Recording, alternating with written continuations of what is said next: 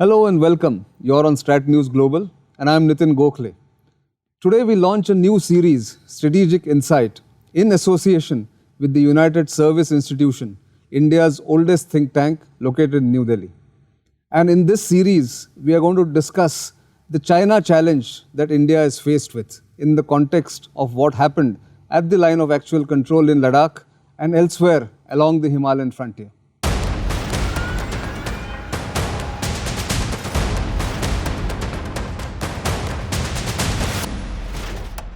So, Strategic Insights first episode, I'm delighted to join Lt Gen Devraj Anbu to my left, former Vice Chief of the Army Staff, also former co-commander at Tezpur, the 4 Corps that is located there. And to my right, Major General Rajiv Narayanan, who is the Head of Strategic Studies and Simulation at the USI.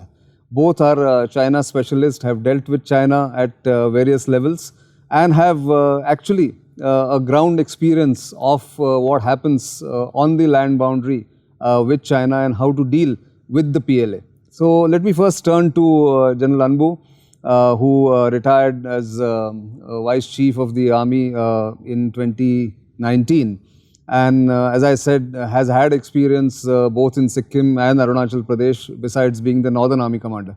General Anbu, in the context of what we are seeing or have seen at the LAC in Ladakh, there is a view that Ladakh was just a diversion. The main challenge may come in Arunachal Pradesh, where in 1962 the main battle took place in the Kameng sector. How do you see that kind of thought that is there in some people's mind, that Arunachal may be a bigger challenge? Nitin, if you look at the entire northern front, apart from the interest of assert for China in eastern Ladakh, I feel one of the very, very important objective that he's looking at is Tawang. It's very politically sensitive and very important. If at all anything happens and he's looking at any one objective that he needs to take, then it's going to be Tawang. So therefore, we need to be prepared all across. If you ask anyone about Tawang or Arunachal, straight away in Arunachal they home on to Tawang. And it's because of two things. One is the monastery that's there, which is the oldest monastery, and it has got one of the links to the Tibetan form of Buddhism, and it's the largest one, Gelugpa sect, which is practiced there in Tawang monastery.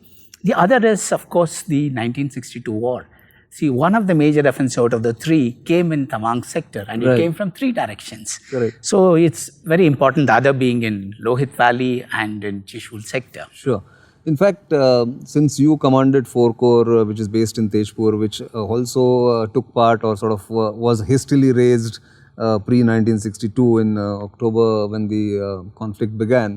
For the Chinese, they also called entire Arunachal as South Tibet, for instance. And I think that is the more kind of political aim, as you mentioned rightly, that Tawang is a prized catch for them if they want to do it.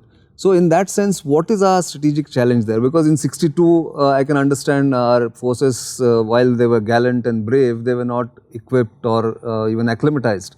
How things have changed there, if you can give us some idea as far as Indian Army is concerned.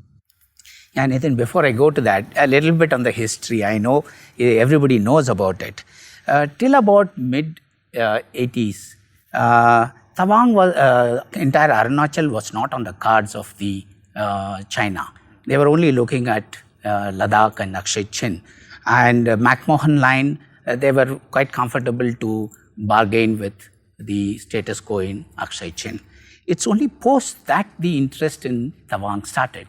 And very distinctly in 2006, when the president came and the 4-5 days before the visit, the ambassador from China to India made a very clear statement claiming the entire Arunachal, not only Tawang. So they made it very clear that they have an interest in Tawang and entire Arunachal. They claim about 90,000 square kilometers, but otherwise it's about 84,000 square kilometers, of which they have a claim of about 65,000.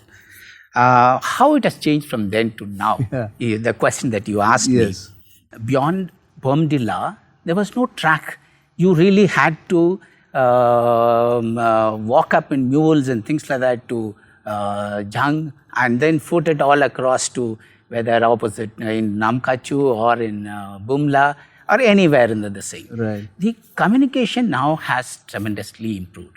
As you know, Nitin, you a couple of days back, you covered the infrastructure in Tawang sector. Right. You covered the backbone infrastructure. Is absolutely, I totally take it, whatever you mentioned. I think we just need to wait for end of this year or probably next year end.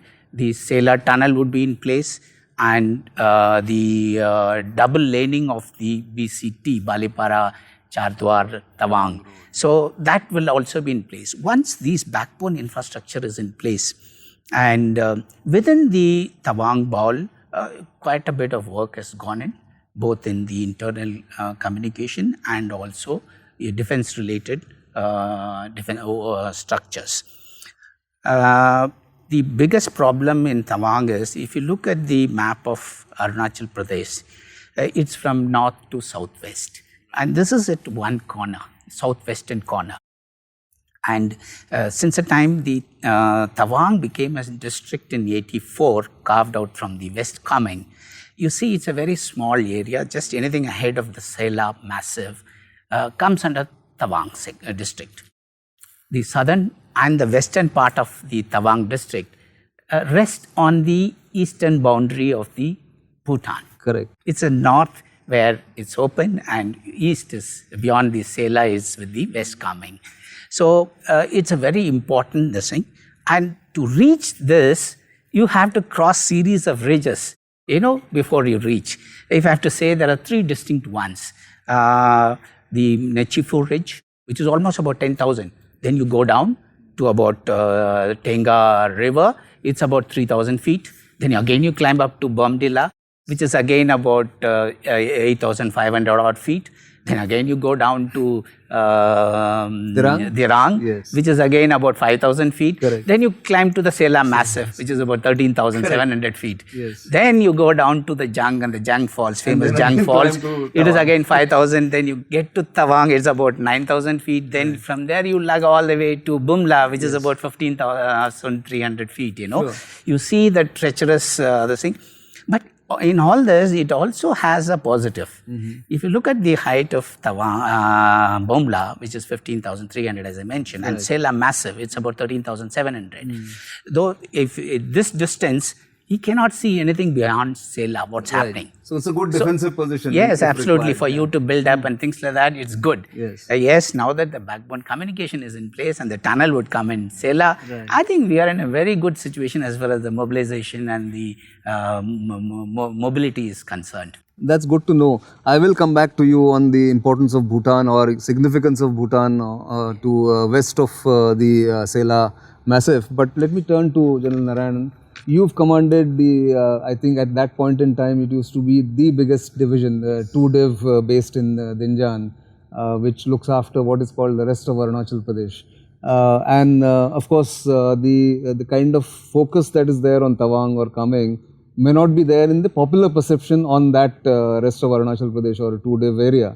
But tell us, what is the significance of that area? And what are the strengths or weaknesses that we have in that area while facing the Chinese? As far as the significance is concerned, first thing that when we say that he claims the whole of Arunachal, it's whole of North Arunachal. The area south of Upper Assam, which is the Tirip, Changlang and the Longling, he doesn't want that. He's not interested in that. Maybe because he feels that he can reach it through North Myanmar. I'll touch upon it later. Sure. So, these areas are more for the resources. It's if you look at his map, which he has mapped post 2006, as General Anbu had mentioned, where they show all this as part of China, he has planned hydropower projects all in these areas. So, he is looking more through that, and my assessment is he is looking at it more for a bargaining chip. Otherwise, Tawang is his main key area. where he wants. Initially, yes, he was, because the terrain here is exactly similar to what General Anbu had mentioned in Tawang. Correct. You have four heights. Four heights means you start from Brahmaputra, you climb up steeply. Right. Then there is a steady climb, you go down, then again there is a climb. So till you reach the LAC is the fourth ridge that you have to climb up. So construction of infrastructure on our side is that much difficult. On the other side is a plateau. Correct. So though he had made it earlier, today we are quite better off in these areas. Like if we take it to 62, Lohit, today we dominate Lohit. If you want to, you can walk into that area anytime you want to. There is hardly any deployment presence that he has. His regulars are all in Sichuan and beyond. There is nothing this side in Tar area. The bridges have come up for crossing of Brahmaputra, which used to be a major issue. You had only one, the Brahmkund bridge. So now you have two more which has come up, the Dhola Sadia and the railroad bridge next to Dibrugarh, Bogibeel, which has come up. Now the tunneling projects are also coming up, which improves the infrastructure. The broad gauging of the railway line, both north and south of Brahmaputra, has been completed. So movement of your troops and resources have started off. The railway link is making a loop through the Bogibeel. So your movement of resources now has become much faster. Right. You have physical presence here which he doesn't have. He has only the border guards. He has 3 independent brigades which are there, the combined arms brigades, but they are all echeloned towards Western Ralph stroke Tawang. Not the eastern part. Not towards the central and eastern part. So, I just for our viewers' sake, the eastern part includes Walong, Kibitu, that area, and then the Dibang. the Dibang Valley, Yes. which is there. See, when you look at study the map, Right. there is a very neat ridge which runs north to south, the Abrokala ridge. Right. We also in TUDIV, we also call it the terrain warp. That is the great bend of the The Brahmaputra. yeah, the Lohit. Sangpo, yeah. The Sangpo. There is a huge Himalayan massif, which is the eastern end of the Himalayas, which is called the Namcha Barua. Yeah. And then when you look at the map, west of it, the rivers flow northwest to southeast. East of Abrokala Ridge, which continues from there straight down, it's all north-south. So Abrokala eastwards is the eastern Ralph, and Abrokala westwards is the western rest of Arunachal Pradesh. That's good to know. In fact, this is what brings me to what General Anbu was saying about infrastructure. I mean, even me as a civilian remember getting to Walong or Kibitu used to be such a pain. We had to cross the rivers and streams on elephant back, on boats, and then sort of get across going through Haileong, going to Kibitu or Walong. But today all that has been eliminated because you have the Dibru Sadia, the Brahmkund bridge, the Brahmkund bridge. The Dhola Sadia bridge, which is the longest bridge in India at 9.15 kilometers. So I think that has improved tremendously. In terms of deployment, General Anbu, there is also the roads, alternate roads that are coming up from Sela, near Sela or just before Sela. SRT, then beyond. SRT of course is coming to Tenga. From Shergarh, Morsing, and then going Mandala, on the western, going to on the Siala, west of from Siala Mandala, Pass. west of Siala, Sela Pass. Now that will also help, I guess, in terms of mobilization or deployment, right? Absolutely, it gives you great flexibility. You cannot depend on one main axis. Right. Always you need a alternate one. And it gives a great flexibility. Sure. And it's all with great thought that one has really planned it, because it all takes a lot of investment in terms of money and resources. So therefore, it is a very well thought out one to have an alternate access. So what about Bhutan? I mean, you were saying that we will speak about Bhutan later. So tell us about, what role can Bhutan or Bhutan border play in this? Because in 62 we have heard stories about our soldiers who were outnumbered at Sela, coming through Bhutan, coming to Rangia or coming down to Assam. Is that still available? Is there a kind of alternate route there through Bhutan also? Yes, if you look at the complete Tawang district, that is from Sela, all the rivers flow westwards. Towards Bhutan. Towards Bhutan. And finally, the Tawang Chu joins and then it flows on to Bhutan. Right. So the grain of the country is in that direction. And the eastern Bhutan bordering Tawang is amenable for a easy exit towards Samdrup Jonkar and then to your Tamilpur and that area, So while this geographically it is very well aligned, but the equation between Bhutan and us, we are a very friendly country. It's on mutual respect to each other and the trust that we have and the people-to-people contact that we have.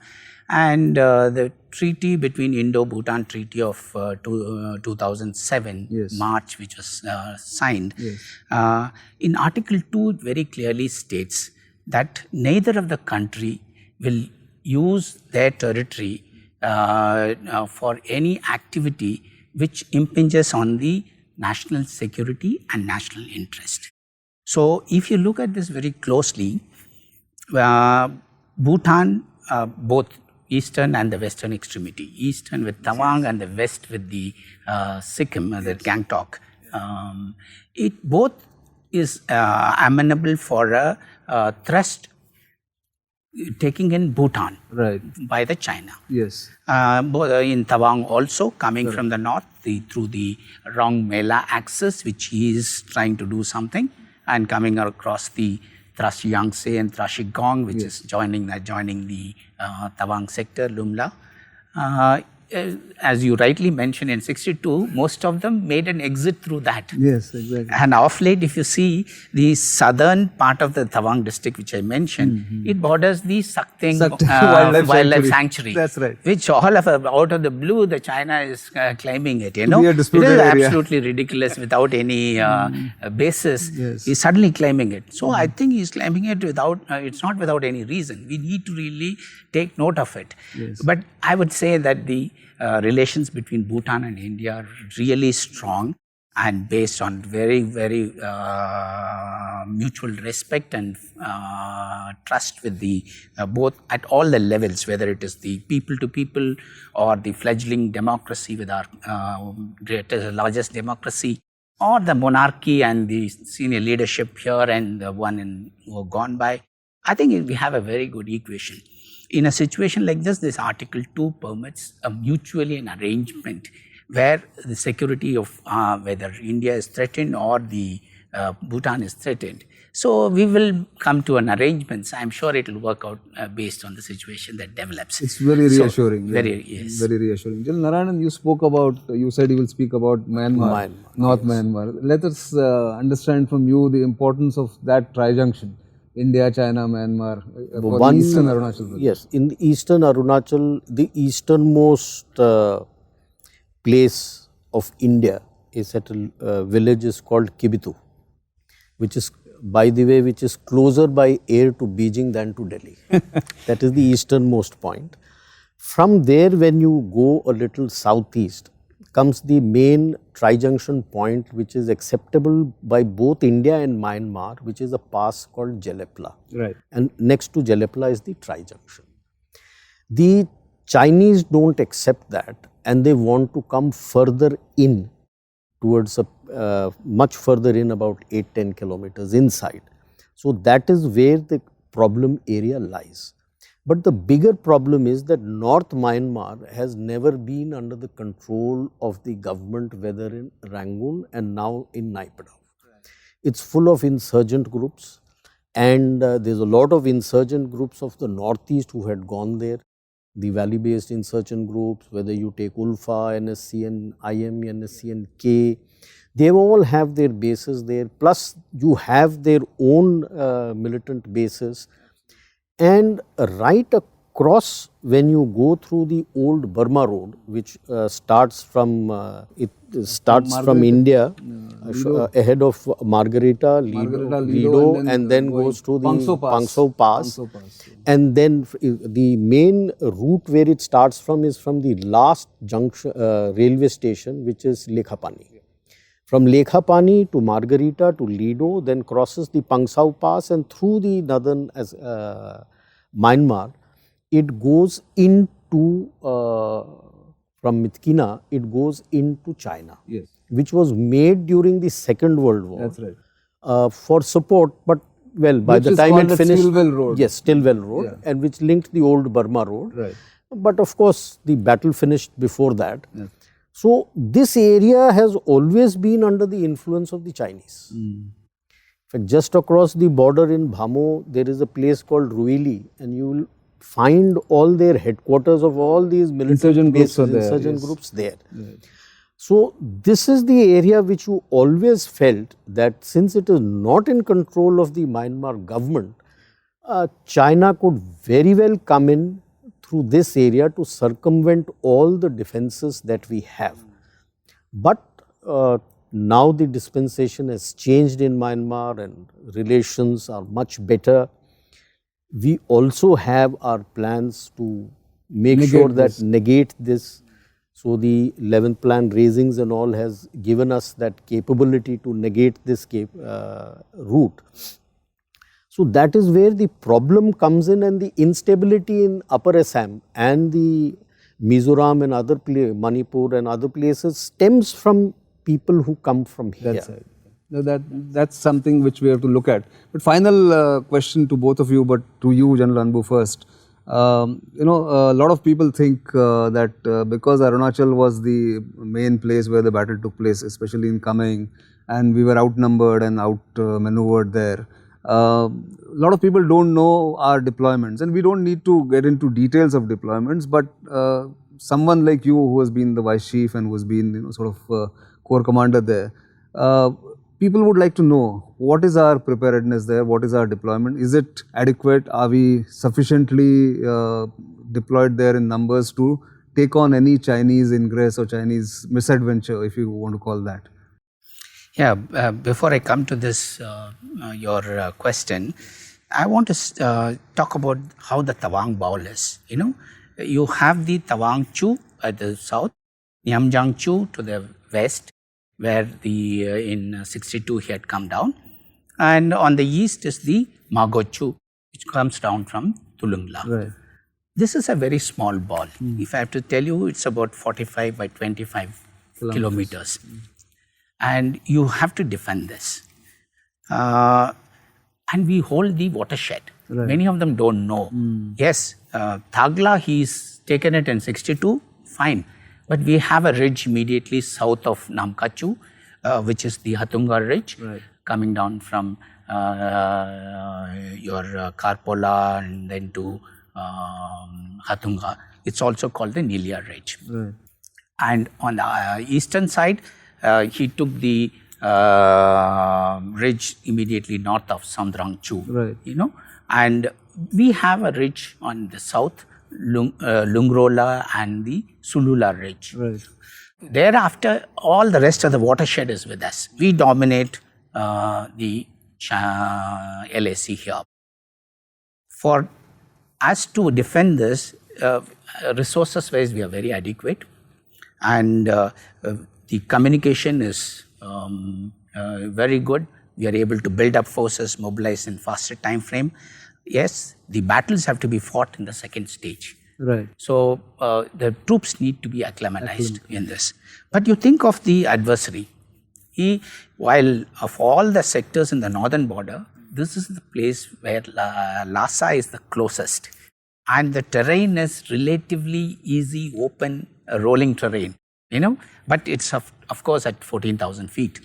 So he comes from Lhasa to Shannon, that's on the Sangpo River, and then he comes down south approaching the Tawang sector.